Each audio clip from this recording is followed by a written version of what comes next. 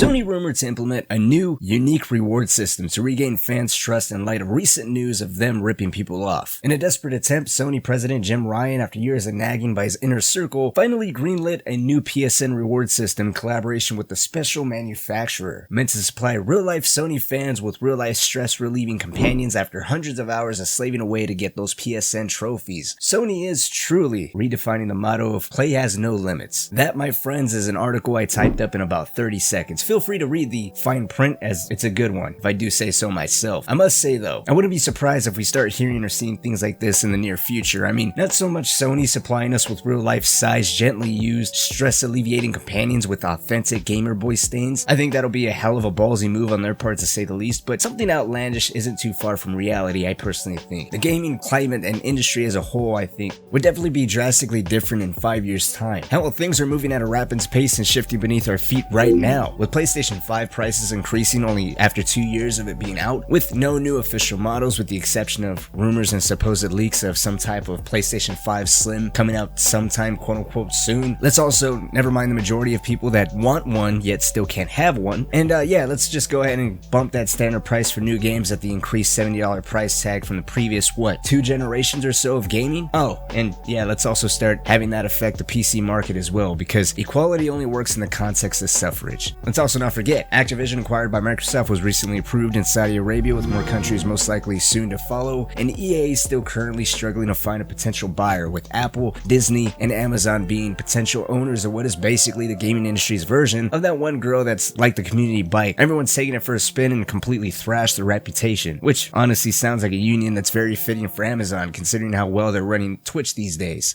Twitch, sexist and favoritism. Then we also have the new norm, remakes and remasters of old games. Look, before I say anything, I want to hear what you have to say. What would be the basis, the absolute basic requirements for a game to be properly considered for a remake or a remaster? Does it depend on how old the game is, how well or how poorly aged it is mechanically, graphically, or conceptually? Was there a particular offensive joke that just will not fly these days, so the entire game has to be remastered, so that way the entire thing is officially PC stamped? In my homeland, we have a saying. Yeah, we got one too.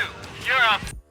Or should that be more of a question based off accessibility? If you got a PC, you have access to practically every game ever created. The slight problem in that sense though is in some cases they don't run properly on newer hardware. The original Max Payne, for example, requires you to download fan-made mods or tweaks to get the audio to properly work and to even have the game run at all. While Grand Theft Auto 4, which amazing fucking game, got a video on it coming out hopefully really soon, but that game requires you to be well versed in modding and maybe, just maybe, have an associate degree in computer programming to get rid of stuttering cutscenes and fluctuating frame rate. The Rockstar version of the game still has the last mission all bugged out pretty much. It really does require you to drop the FPS to 30 or below. Otherwise, Nico's fat ass will never get in the helicopter and the camera will just continue to give the player a seizure. I hear the Steam release that recently came out, I think in 2022 or 2020. I forget. I hear that one is a lot better. So if you're on PC, that would be the way to go versus the fucking headache I had to deal with this one. But if you take a step back and look at the current state of gaming, it's kind of fucking boring. I mean, the most talked about things right now seem to be the bland arguments surrounding The Last of Us 1 remake and whether graphics that are so real you never have to go outside again because your system gets so hot your room starts to feel like the Sahara Desert, only with the subtle scent of lotion and Cheetos looming in the air. You know, the fragrance of a real gamer. Would that artificially created heat stroke justify a full $70? Or shitting on a reboot of a series where the devs essentially said, fuck you, those last few entries never happened, our humor's always been woke, bro. I'm curious for how long we're gonna be on this remake remaster trend. You know, I'm all for these companies bringing these gems back, but we need to redefine the difference between remake and remaster. Personally, I'd argue with everyone, I don't give a fuck. The Last of Us 1 remake is really remaster, not a remake. Story's not really being altered, there is no major changes to the gameplay. I'm not gonna get on the stupid ass controversial argument if it's worth the price tag or not. At the end of the day, it's remastered, not a remake. They probably went the remake route because they already pulled out a remaster a couple years ago on the PlayStation 4. But either way, I'm sure both at this point, in terms of remaster and a remake, take a ton of money and resources to redevelop, if they are given the proper treatment, that is. I really think Rockstar is the one to blame with this negative stigma surrounding remasters. I mean, I think it was already there, it was just reinforced thanks to how absolutely butchered the trilogy was. $1 billion company giving us an even more neutered mobile phone port, and they still made off like bandits.